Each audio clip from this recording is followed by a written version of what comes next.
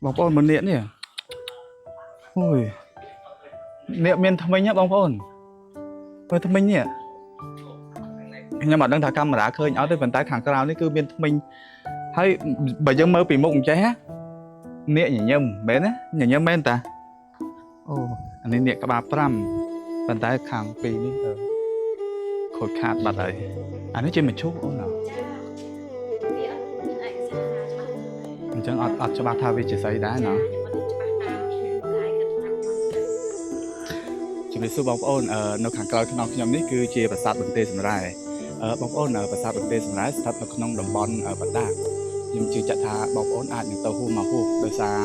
វារៀងឆ្ងាយពីខាងក្រុងសៀមរាបដែរប៉ុន្តែបើសិនជាបងប្អូនបានជួយមកដល់បណ្ដាខេត្តគួរតែឆ្លៀតពេលចូលលេងបន្តិចទៅព្រោះថាប្រាសាទនេះក៏មានក្បូរក្បាច់រចនាស្អាតមិនខុសពីប្រាសាទផ្សេងៗផងដែរ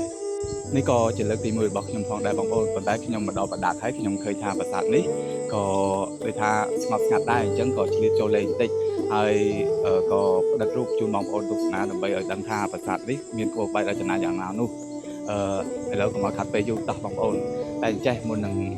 ទស្សនាសូមបងប្អូនមេត្តាចូល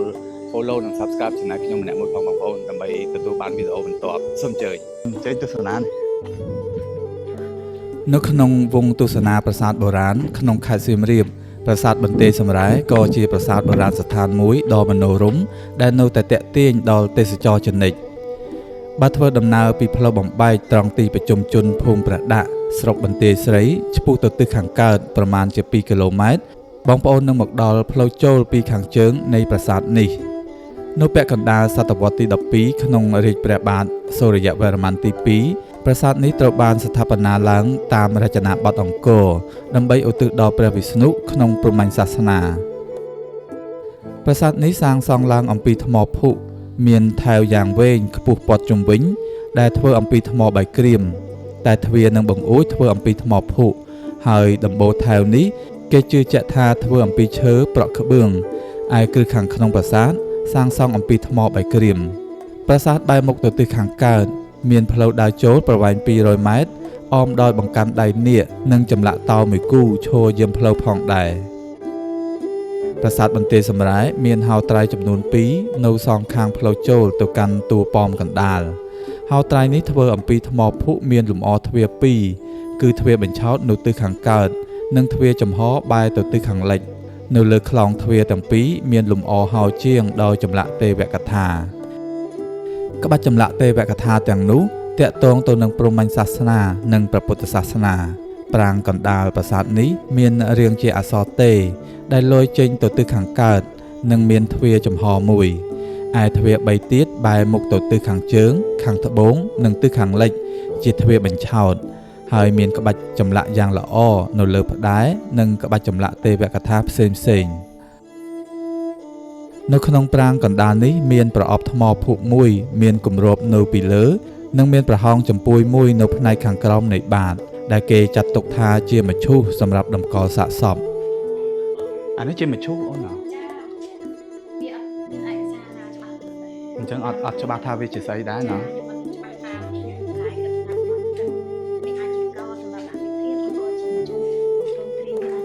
ប៉ុន្តែនៅខាងក្នុងមានអីទេមានគ្រាន់តែជាតំណាងទេណា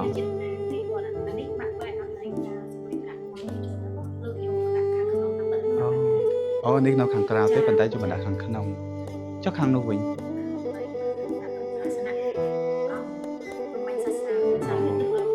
ប៉ុន្តែរូបចម្លាក់នៅហ៎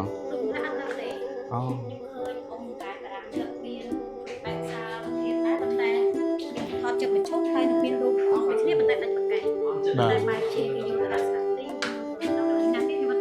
បាទអរគុណច្រើនបងអរគុណបងប្អូនមឈូសបុរាណនៅក្នុងប្រាសាទបន្ទាយសំរ៉ែនៅតែជាអាថ៌កំបាំងដែលគ្មានអ្នកស្រាវជ្រាវណាម្នាក់អាចចេញមកបកស្រាយបានឡើយអូនឯងមិនណាបាទអូនឯងមិនអត់បានថតជាមួយតួ Hollywood ណាគាត់មកតាចឹងមិនស៊ីផងនោះក៏ទៅយ៉ាងបងប្រាសាទនេះស្អាតណាស់មានក្បាច់ក្បូរច្រើនស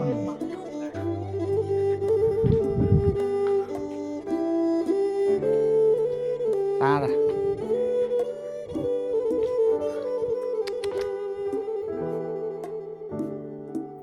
không mới nó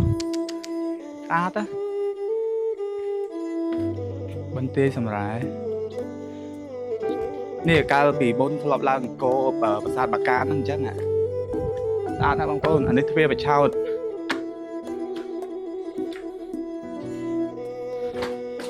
ôi mà các bạch nè ôi trời ơi sao mà lần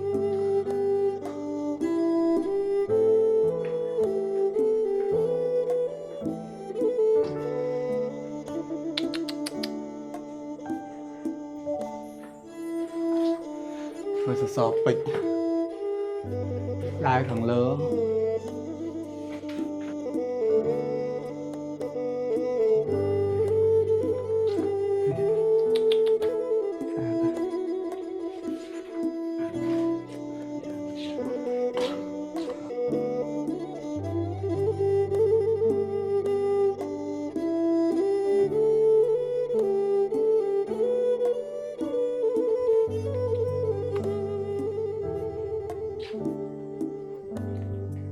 này sợ bóng phôn một niệm nhỉ ui niệm miền thông minh nhá bóng phôn miền thông minh nhỉ nhưng mà đang thả camera khơi nhỏ tới vận tải hàng cao đấy cứ miền thông minh hay bây giờ mơ bị mộng cháy niệm nhỉ nhầm bé đấy nhỉ nhầm bên ta anh ấy niệm các bà pram vận tải hàng pì đi khôi khát bật ấy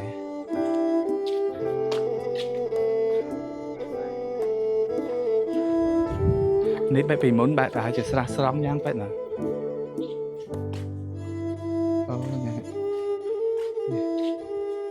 anh ấy cái chôn thằng mấy nè thầu ấy bây tao chưa là liên chẳng nọ nó bông bông này tại sao bằng tê sầm rai chơi mà lên cho không bằng nón cái bông bông dưỡng bao tao mà chung mày ta vậy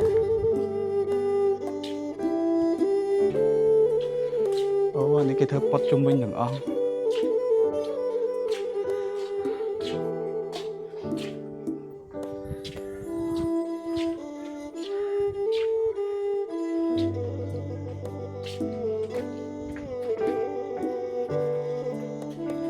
kháng đúng đang chạy ấy kế kháng đúng ta hiện tao với nhỉ cô có tao về ta tao ấy